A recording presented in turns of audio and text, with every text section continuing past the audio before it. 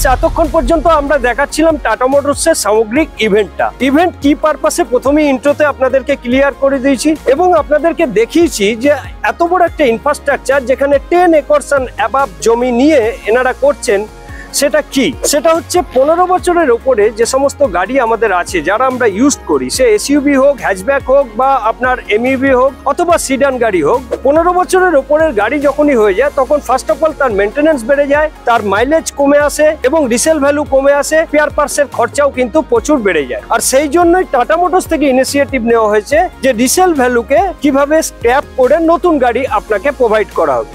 আর এই নতুন গাড়ি যদি আপনি এখানে রিসেল মানে আপনার স্ক্র্যাপ করার পরে নতুন গাড়ি নেন, তার বেনিফিট বেশ কিছু আছে। যেমন কয়েকটা বেনিফিটের ব্যাপারে আমরা বলছি, সেটা হচ্ছে প্রথমত আপনার রেজিস্ট্রেশন ফি 0 হয়ে যাবে, গভর্নমেন্ট কাছে ট্যাক্সের একটা কনসেশন পাবেন।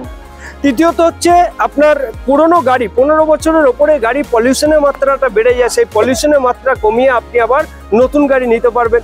নতুন গাড়ি নেওয়ার জন্য আপনার যে ফ্যাসিলিটিটা হচ্ছে সেটা হচ্ছে প্রথমে মাইলেজ বেশি পাবেন, দ্বিতীয় মেনটেনেন্স কস্ট কমে যাবে, তৃতীয় রিসেল ভ্যালু বেশি পাবেন, চতুর্থ যেটা সব থেকে বেশি সেটা হচ্ছে আপনার আদার্স বাজেট সেটা কিন্তু কমে যাবে। আর এখানে আমরা দেখাবো রিওয়ার্ডের কিরকম কি সিস্টেম আছে এবং এখানে কিভাবে গাড়ি রিসাইক্লিং হচ্ছে, সমস্ত কিছু নিয়ে আজকে আলোচনা করব। আপনারা আমার পিছনে দেখতে পাচ্ছেন এখানে অনেক স্ক্র্যাপ গাড়ি আছে। আমি ক্যামেরাকে রিকোয়েস্ট করব একটু দেখাবেন যে অনেক স্ক্র্যাপ গাড়ি আছে এবং এই স্ক্র্যাপ গাড়িগুলো এখানে কিভাবে স্ক্র্যাপ হচ্ছে। আপনার গাড়ির বয়স যদি 15 বছর হয়ে থাকে তাহলে সেই গাড়িকে আপনি এখানে কিভাবে ডিপোজিট করবেন এবং তার পরিবর্তে কি ধরনের ফ্যাসিলিটি পাবেন এবং কিভাবে সেই স্ক্র্যাপটাকে রেসপেক্টফুলি প্রসেস করা হচ্ছে টাটা মোটরসের তরফ থেকে, আজকের এই ইভেন্টের মাধ্যমে ভিডিওর মাধ্যমে সমস্ত কিছু কভারেজ দেবো। ভিডিওটাকে লাস্ট পর্যন্ত দেখবেন।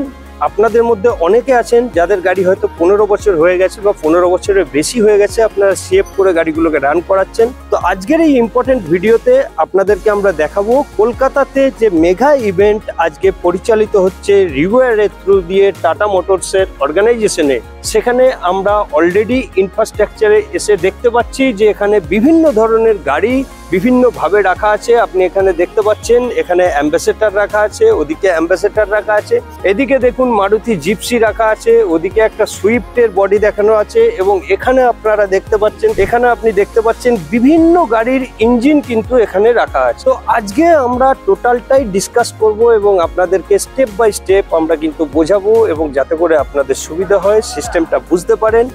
এদিকেও আপনি দেখতে পারেন এদিকে অলরেডি ক্রেন লাগানো আছে এবং বিভিন্ন ধরনের গাড়ি, যেমন এখানে দেখুন স্প্রিং পার্টি যেটাকে বলা হয় এগুলো রাখা আছে এবং এখানে বিভিন্ন ইঞ্জিন আপনাদেরকে দেখালাম। এদিকে দেখুন যে হুইল ডট সে সমস্ত কিছু রাখা আছে। এদিকে আপনারা দেখতে পাচ্ছেন যে গাড়ির কেবিন, যেটা মানে কেবিন, সেই কেবিন এখানে রাখা আছে।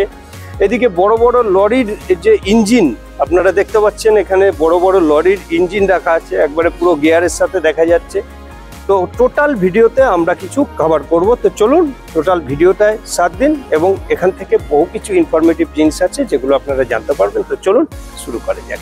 নমস্কার, আমি দয়াল কৃষ্ণ, আপনারা দেখছেন ইন্ডিয়া টিউব ইউটিউব চ্যানেল। আর এই মুহূর্তে আমরা পেয়ে গেছি আমাদের মান্যবর টাটা মোটরসের রাজেশ কল স্যারজিকে, যিনি টাটা মোটরসের ভাইস प्रेसिडेंट এবং ट्रैक डिपार्टमेंटेर ऑल इन ऑल। तो sir ji, first of all Kolkata में आप आए हैं, तो ये बताइए आज का जो प्रोग्राम है, इस प्रोग्राम को लेके आपका क्या विजन है? हमारा विजन एक है और जो कि मेरे को बड़ा अच्छा लग रहा है। पहले मैं विजन पे आता हूँ, विजन पे मैं बाद में आता हूँ। पहले अच्छा ये लग रहा है कि आज जो है ना, बंगाल का सबसे पहला registered vehicle scrappage factory inaugurate हुई है। बंगाल में हमारे यहाँ पे जो प्रमोटर्स हैं इसके, मिस्टर पोडार, मिस्टर तीर्थराज हिम्मत सिंह का, इन्होंने इसमें इन्वेस्ट किया। यहाँ पे जो कैपेसिटी है 21,000 गाड़ियाँ साल में इसका कैपेसिटी है। ये 10 एकड़ का लैंड इन्होंने लिया।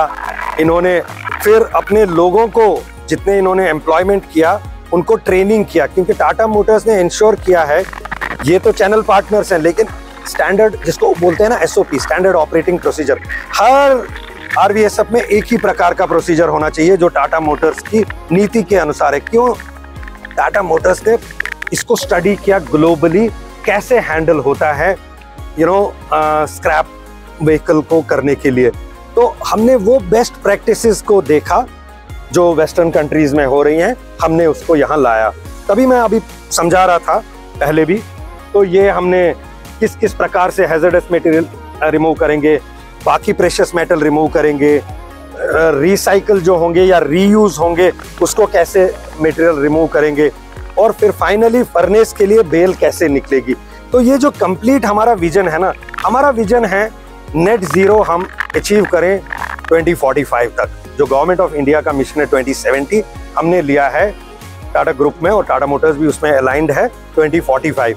तो इस सब के प्रति हम हर स्टेट में एक एक RVSF शुरुआत में करेंगे, ताकि एक कैपेसिटी बने और एक टाटा मोटर्स की तरफ से इनिशिएटिव हो जिसमें हम ऑर्गेनाइज्ड तरीके से गाड़ियों को स्क्रैप कर पाए।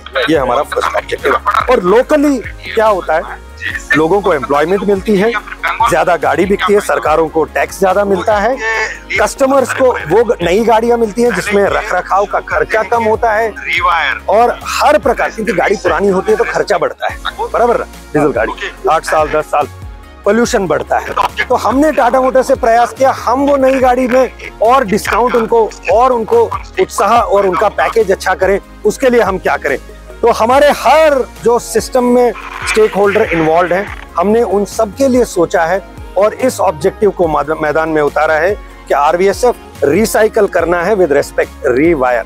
Thank you.